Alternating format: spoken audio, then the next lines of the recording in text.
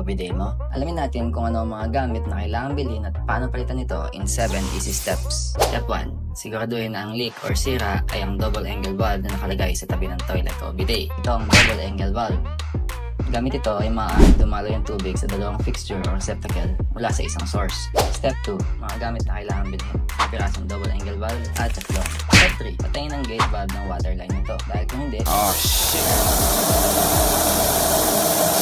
Step 4. Alisin ang mga fixtures na nakakonect sa double angle valve at alisin ito sa pagkakakonect sa pipe na nasa pader. Kung malakas ka at hindi naman sobrang higpit nito, kaya naman itong kamayin. Else, gamit ka ng tools. Step 5. Lagyan ng teflon ang bagong double angle valve in a clockwise direction, starting from the inner part to the outer part of the thread, or left to right. This is in the same direction sa paglalagay at pahigpit na ikot sa tubo nito.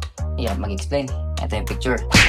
Meaning, kasabay ng pag-ikot ay humihigpit din ang teflon tape na nakalagay sa thread. Kung baliktad ang pagkakalagay mo, ay magkukumpul ang tape at kakalas ito. Step 6. Ilagay ang double angle valve sa tubo ng mahigpit. Pero wag naman sobrang higpit.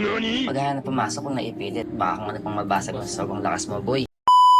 At ibalik ang mga fixtures na connected sa double angle valve mo. And last but not the least, i-open ang valve at i-check kung may tubig na pumapasok sa flush tank at bidet. Oh, walang tubig, no? Buksan mo muna kasi yung gate valve ng water line na tinatay mo kanina. Excited ka masyado eh. Simple lang ita-troubleshoot at i-repair ito. At kayang-kaya mo din gawin ito nang hindi na tumatawag ng tubero. Pero tandaan na for major leaks, damages, and repairs, huwag ka naman sobrang tipid and hire the right professionals para dito kung ayaw mo nito.